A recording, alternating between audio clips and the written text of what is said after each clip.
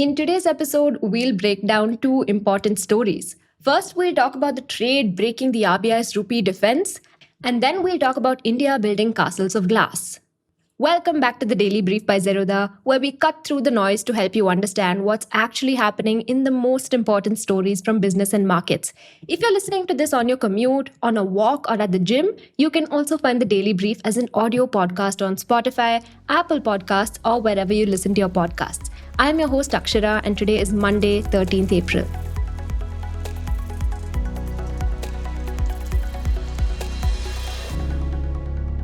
Coming to the first story. So on March 27, 2026, the Indian rupee crossed rupees 95 to the dollar for the first time in its history. So consider what that number means. India imports nearly 90% of its oil, and all of it is priced in dollars. When the rupee falls, every barrel we buy automatically gets more expensive, even if the dollar price of oil hasn't moved.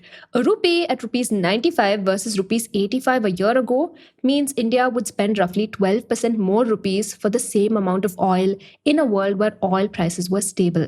And as you know, they weren't. That sends up our fuel costs, transport costs, and eventually the costs of most things we buy. The rupee's value isn't an abstract financial number. It's tied to our cost of living. Oil, by the way, is just one thing we import. The rupee fell through March for two reasons at once. The Iran war pushed Brent crude prices above $110 a barrel, widening our oil import bill significantly. Meanwhile, foreign investors were pulling money out of Indian markets, converting their rupees back into dollars and leaving. Which meant a lot of the rupee was being sold at once. Both forces pushed in the same direction at the same time, and the rupee began losing ground fast. But that's perhaps something you already know. What made things even more complicated, though, was something happening inside India's banking system, a trade that had grown to enormous scale that was making the RBI's attempts to defend the rupee significantly less effective than they should have been. Now, the rupee trades in two completely separate markets. These operate under different rules with different participants in different time zones. The first is India's onshore forex market. This is the regulated market inside India where banks, companies, and foreign investors buy and sell rupees and dollars. Think an Indian company that needs to pay a foreign supplier in dollars, a foreign fund bringing money into India to buy stocks, or an IT exporter converting dollar earnings back to rupees. They all come through this market. Only banks licensed by the RBI as authorized dealers can participate in the wholesale interbank layer of this market, where the actual exchange rate is discovered in real time. The RBI participates here too, buying or selling dollars to prevent the rupee from moving too fast in either direction. But there's also an offshore non-deliverable forward market, or NDF. This exists because of India's capital controls, rules that restrict who can hold rupees and how much money moves in and out of the country. Consider this. A foreign investor who has put money into Indian stocks has rupee exposure.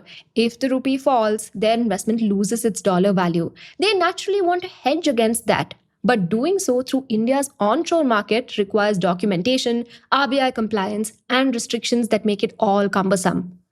So over the years, banks in Singapore, London, and Hong Kong created a workaround, a contract that lets you bet on where the rupee will go, but doesn't actually involve the rupee changing hands. Instead, this settles entirely in dollars. This is what makes non-deliverable forwards. They are non-deliverable because no rupees are actually delivered. These are dollar bets on the rupee's direction. They trade entirely outside India's jurisdiction, beyond the RBI's direct control. Today, the offshore NDF market in USD INR sees trades of roughly $40 to $50 billion a day, larger than India's onshore market. Ideally, the onshore rupee price and the offshore NDF price should roughly be the same. They're both pricing the same currency after all, but they're not always identical. One market has the RBI's thumb on it and the other doesn't. In periods of stress, when global investors turn pessimistic about the rupee, the offshore NDF market often prices the dollar slightly higher than the onshore market does. In a sense, this is the price the free market actually places compared to the partially managed onshore price. This, however, opens the doors for a trade. That gap, even if it's a small one of 40 to 50 paise, can be a money machine for anyone with access to both markets. So if you contract to buy dollars at rupees 93 in India and lock in a forward to sell them at rupees 93.5 in the NDF market offshore, the difference is yours to make. You're no longer taking directional bets on the rupee, and it doesn't matter if the rupee eventually moves to rupees 90 or rupees 100. You're just making money off the gaps that crop up between the two markets that don't talk to each other. This sort of trade that exploits the differences between two prices of the same thing is called arbitrage. Indian banks with operations both onshore and offshore were perfectly placed to make these trades. They began running this trade at an enormous scale. And according to estimates from market participants and analysts cited by MUFG research, the total size of such positions across the banking system had grown to somewhere between $30 and $40 billion. Now, there is a benefit to such trades. They patch unconnected markets together, but it created a problem for the RBI. Every time the RBI would intervene to smoothen the price of the rupee in the onshore market, selling dollars to defend the rupee, banks would absorb a portion of those dollars and make arbitrage trades outside. Instead of trading inside its walled garden, the RBI was trading against speculators across the world by proxy. It was, in effect, pumping water into a bucket with a hole. And so, on March 27th, the RBI issued a directive to all authorized dealer banks. Your net open position in the rupee, that is, your unhedged exposure to movements in the USD INR rate, cannot exceed $100 million at the end of each business day. Banks would have to comply with this by April 10th. Now, before this, banks could set their own limits with board approval at up to 25% of their regulatory capital. For a large bank, that could mean an open position of anywhere between $500 million to $1 billion. The new rule was a hard cap, uniform across every bank regardless of its size, and was dramatically smaller than what the big players had been running. So to comply, banks had to unwind their arbitrage positions. This meant they had to carry out the trades in reverse, agreeing to sell dollars in the onshore Indian market while simultaneously buying back their positions in the offshore NDF market. This selling of dollars onshore was exactly what the RBI wanted. The more that dollars were sold in India, the more the rupee strengthened. Only that wasn't all that was happening. Every trade a bank made onshore was matched by a parallel trade abroad, and that other leg had an unintended effect. As banks sold dollars in India, they rushed to close their positions outside, and that sent things in the opposite direction abroad. With every bank rushing to close out their positions at the same time, the NDF price of the dollar spiked even as the onshore price fell, which meant that the gap between the two markets, normally a few paise wide, blew out to over a rupee on March 30th. Now, a price gap of that size between two markets doesn't stay open for long. As long as it exists, it's a shining prize for anyone that can trade both markets. Free money on tap. Naturally, Indian companies, importers, and conglomerates with treasury operations with access to both markets spotted it immediately. They could now run the same trades as the banks once did, buy dollars cheaply onshore and contract to sell them at the higher NDF price offshore. With such a large gap in sight and nobody else to step in, this was an unexpected payday. So, according to data from the Clearing Corporation of India, their corporate clients' trading volumes in the NDF market hit $3.75 billion on March 30th, roughly 7 times that of a normal day. The rush was biblical. And because all these companies were buying dollars in India to run it, they were adding to dollar demand in the onshore market, pushing the rupee down. And that was the day the rupee hit rupees 95.2, its all-time low. The RBI had failed to stop the pressure on the rupee, and it just moved that pressure from banks to corporates. So to reach the offshore markets, corporates had to go through banks. And this was the pressure point the RBI went for next. So late on April 1st, the RBI banned banks from offering rupee NDF contracts to any clients, Indian residents or foreign. They could no longer offer new NDF contracts, nor could they rebook cancelled forward contracts. In one move, the RBI shut off the corporate arbitrage channel entirely. Companies that had been running the trade now couldn't access the offshore NDF market through their banks. Only this created a new problem for banks that hadn't finished unwinding their own positions.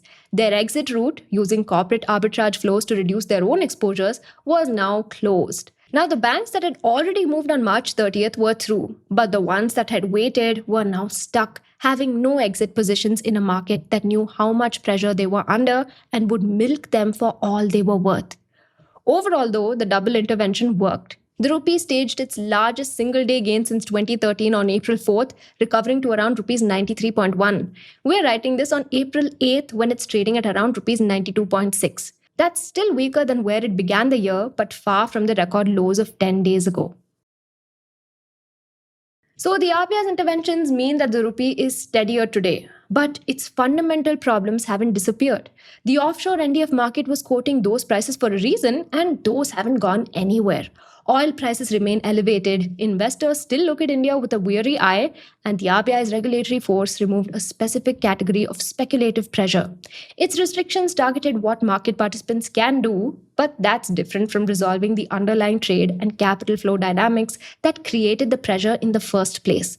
Now, what the last 2 weeks showed is something worth sitting with. A central bank with over $650 billion in foreign exchange reserves intervening actively in its own currency market could not do enough to stop the rupee from hitting an all-time low.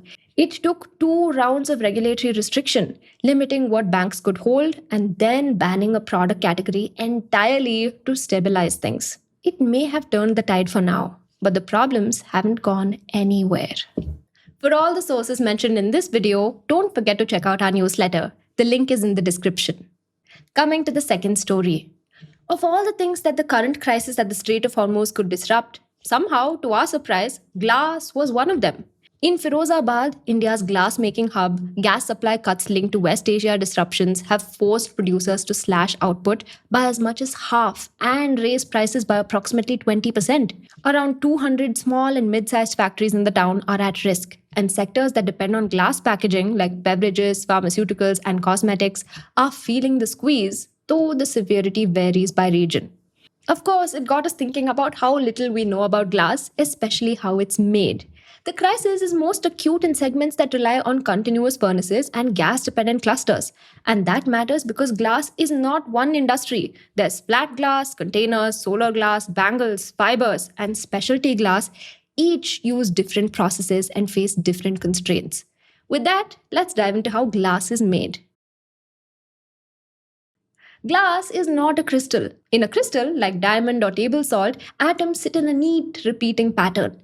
It is an amorphous solid, and its molecules are frozen in a disordered state, like a liquid cooled so fast it never got the chance to organize. It's solid, but at the atomic level, it has the structure of a frozen liquid. At its core, its recipe is simple, consisting of 3 items. Silica sand, which is 70 to 75% by weight, soda ash, which lowers the melting point from 1700 degrees Celsius to about 1500 degrees Celsius, and limestone, which stabilizes the glass so it doesn't dissolve in water. This formula gives you soda lime glass, which accounts for roughly 90% of all glass produced. Change the recipe and you change the glass. So if you replace some soda with boron oxide, you get heat-resistant borosilicate glass, which is commonly used in food containers. If you add aluminium oxide instead, you get aluminosilicate, which is the foundation behind your phone's screen protector. Now, the dominant process for making flat glass is the float process. Raw materials such as sand, soda ash, limestone, and recycled glass or cullet are blended and fed into a furnace at around 1500 degrees Celsius. The molten glass is then poured onto a bath of liquid tin. Since glass is lighter than tin, the glass floats into a perfectly flat ribbon. It enters the tin bath at approximately 1100 degrees Celsius and leaves as a solid sheet at approximately 600 degrees Celsius. The ribbon then passes through a controlled cooling oven called an annealing layer. Finally, this glass gets cut. And this entire process from furnace to cutting station is called a float line. And it runs non-stop for 10 to 15 years. These plants don't shut down easily. Container glass, meanwhile, works differently. Molten glass is cut into gobs, dropped into molds, and blown into shape. Like float furnaces, container furnaces run continuously at extreme temperatures. But container plants tend to be more dependent on piped natural gas and can't switch fuels easily. When gas is cut, they can't just idle the furnace. Letting it cool risks billions of rupees in restart costs and weeks of downtime. That's why the current energy disruption hits container glass harder than other segments. Fiberglass has an even more different route. Molten glass drawn through hundreds of tiny platinum alloy nozzles into continuous filaments. Same base material, very different manufacturing lines. Have you ever wondered why a window pane shatters into long, dangerous shards, but a car's side window crumbles into smaller, blunt pieces? Similarly, while a windshield cracks into a spiderweb pattern, a phone screen survives drops onto concrete. That's where we dive into the various finished forms of glass once it's processed. Now, annealed glass is the default. This is your regular window pane or drinking glass. After forming, it's slowly cooled to relieve internal stresses, which makes it easy to cut, drill, and work with. But when it breaks into large knife like shards. Cracks start with even tiny surface flaws like scratches or even tiny impurities. And once a crack starts, nothing stops it from worsening. Tempered or toughened glass is what you find in car side windows and shower doors. Here, a sheet of annealed glass is heated to over 600 degrees Celsius and then rapidly cooled.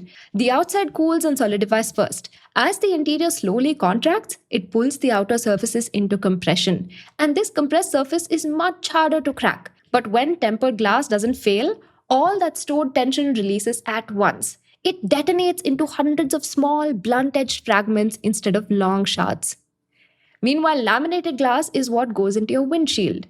Two layers of glass are bonded with a plastic layer sandwiched between them using heat and pressure. So when it breaks, fragments stick to the plastic instead of collapsing. Hence why windshields form a spiderweb pattern before truly breaking. Now, there are other forms of glass that we won't get too deep into. Chemically strengthened glass, which is the family that includes Corning's Gorilla Glass, protects your phone screen.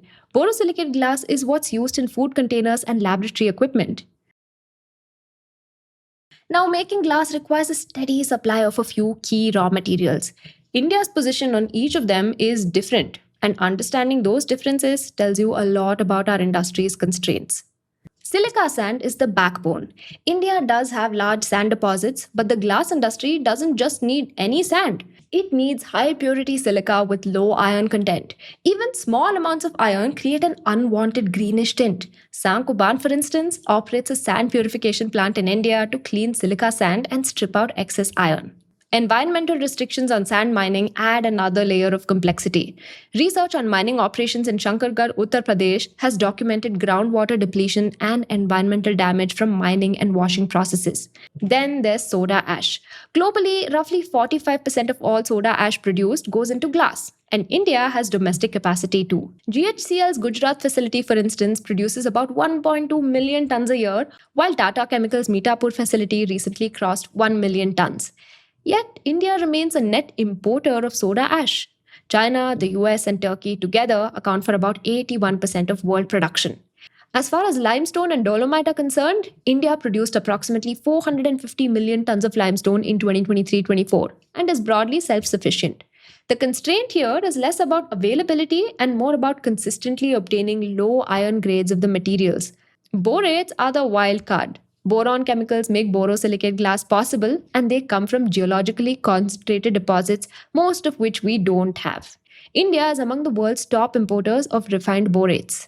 Lastly, there's cullet or recycled glass. Using cullet saves raw materials and cuts energy. For instance, 1 ton of cullet saves approximately 1.2 tons of new inputs, and every 10% increase in cullet use reduces energy consumption by roughly 2.5%. But glass recycling in India remains underdeveloped. Cullet has to be clean, color sorted, and free of contamination, and the infrastructure to do that is not yet in place at scale. Now, India's glass industry isn't one industry. It's a collection of subsectors with different players, different economics, and different problems. In flat glass, the major names are Saint-Gobain, Asahi India Glass, Gujarat Guardian, and Gold Plus. These are capital-intensive operations. After all, new float lines cost hundreds of crores and expand in lumpy steps. Energy is an additional structural cost burden since furnaces run continuously at very high temperatures. In container glass, the picture is more fragmented. AGI Greenpack is a leading player with over 2,000 tons of daily capacity across multiple plants. Hindustan National Glass, or H&G, once a dominant force, went through an insolvency process. PGP Glass operates in the specialty segment. Now, container glass is also the subsector most exposed to the current crisis. When GAIL reduced gas supply to Firozabad, producers had no easy fallback. What made things harder was that higher emission fuels were banned in the city because of its proximity to the Taj Mahal. As we've covered recently, India's gas system is heavily exposed to the crisis in West Asia. Now, solar glass has become an important subsector, sitting inside India's larger push for domestic solar manufacturing. Borosil Renewables describes itself as India's first and only solar glass manufacturer, and the segment has already seen trade policy protection. India imposed a 5-year anti-dumping duty in May 2025 on imports from China and Vietnam. So, glass melting is energy intensive by nature. And India's dependence on imported gas means every conflict or disruption in West Asia becomes a production crisis at home. But the sector is exploring electric melting, hybrid furnaces, and hydrogen combustion as alternatives. In 2024, for instance, AIS signed a long term agreement with Inox Air Products to supply green hydrogen to its Chittorgarh float glass plant, which the company says could reduce carbon dioxide emissions by approximately 1,250 tons annually. But these are still early moves. Hydrogen is being tested in glass furnaces and not yet used widely at full commercial scale, and electric melting remains economically challenging in many cases. India's glass consumption is rising with urbanization, construction, automotive production, and the solar build out. Whether the industry can keep pace depends on three things: dependable energy, consistent raw material quality, and scalable recycling. Right now, all three are works in progress, and Firozabad is a painful reminder of what happens when even one of them breaks down. Coming to the tidbits. The conflict with Iran is accelerating China's push to settle oil trades in yuan, bypassing dollar denominated payment rails. It could mark the moment China's alternative financial plumbing gets its first serious stress test at scale. Coming to the next tidbit. TCS reported its first annual revenue decline in recent memory, with macro headwinds and weak discretionary IT spending outweighing a decent quarterly beat. The result signals continued caution among global clients on large tech contracts. Coming to the final tidbit. GOBP CEO confirmed the company is holding fuel prices steady despite global crude volatility, likely a mix of competitive pressure and demand sensitivity. With margins already thin at retail pumps, any hike risks losing volume to state run OMCs. That's all the news I have for you. Thank you so much for watching and see you in the next one. Disclaimer: this content is for informational purposes only. None of the stocks, brands, or products mentioned are recommendations or endorsements.